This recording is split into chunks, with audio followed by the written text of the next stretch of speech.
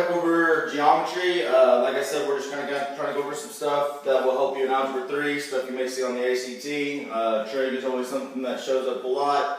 So remember, when we're talking about trig, remember that some old hippie caught another hippie tripping on acid. So Coteau, whichever one you remember. We've also written it up here. Sine is opposite over hypotenuse. Cosine is adjacent over hypotenuse.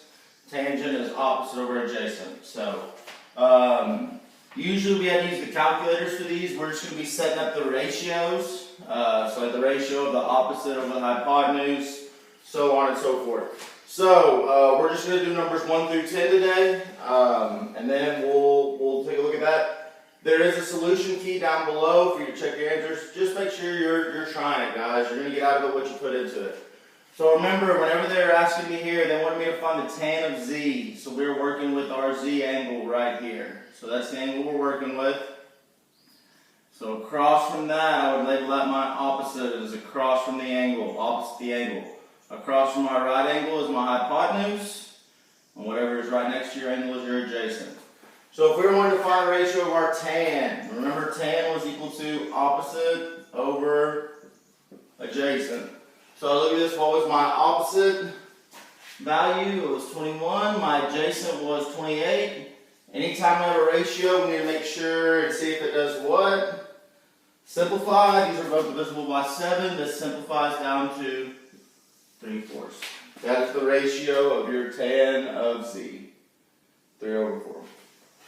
So looking at cosine of c. So once again, we're working with this angle down here in this corner.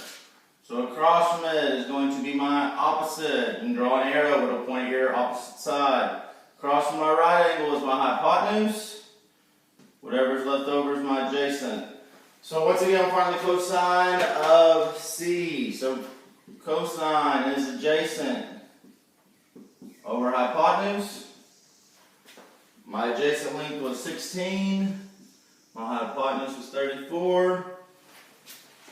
I know those are both divisible by 2. We go down to 8 over 17. And it does not simplify any more than that. So that is going to be your ratio of the cosine of c. So we'll be back tomorrow doing Zoom conferences. I am going to push it back. I have another meeting in the morning. So tomorrow our Zoom conference will start at 11. And we'll do 11 to 2. But if you have any questions, just shoot me an email or a message through Schoology. We'll get it figured out.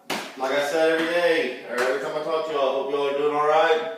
Hope y'all are staying safe. And I really miss being in the classroom with y'all. So I guess we'll have to do with this for now. But hope y'all have a good one. I'll see y'all Wednesday.